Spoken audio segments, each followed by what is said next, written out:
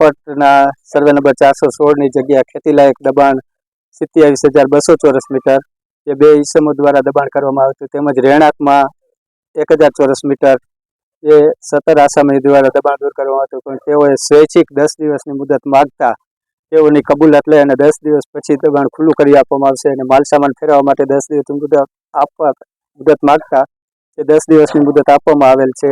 તેમજ બાજુમાં આવેલો સરકારી ખરાબો જેનો બાવરને ઉગેલો જેને સાફસૂફ કરવામાં આવે છે અને આમ અંદાજિત 8 કરોડ જેવી કિંમત જગ્યા થાય છે, જે 10 દિવસ પછી તમામ ખુલ્લી કરી અને આ જગ્યા ઉપર આવાસ યોજના બનાવવામાં આવશે. પોરબંદરમાં છાયા વિસ્તારમાં 2 જગ્યાએ અને ખાપટ વિસ્તારમાં 1 જગ્યાએ આવાસ યોજના બનાવવામાં આવશે. મોરતા પણ ખેતીલાયક દબાણમાં બાજરો અને ઘાસચારો ઉગેલો છે, તેમજ રહેણાંક મકાનમાં નાના ઝૂંપડા અને 5-6 પાકા મકાન બનાવે છે, પણ સ્વૈચ્છિક રીતે એને માલ સામાન ફેરવવા માટે 10 દિવસની મુદત માગતા જે 10 દિવસની મુદત આપવામાં આવેલ છે અને સ્વૈચ્છિક દૂર કરી આપવામાં આવે. દબાણ આશરે ખેતીલાયક જમીનમાં તો 30 વર્ષથી હતું અને રહેણાંક વિસ્તારમાં આશરે 5 વર્ષથી હશે. અન્ય દબાણ કરનારાઓને સ્વૈચ્છિક રીતે દબાણ દૂર કરી નાખવા સૂચના આપવામાં આવે છે, અન્યથા સરકારી રાહે દબાણ દૂર કરવાની કાર્યવાહી કરવામાં આવશે.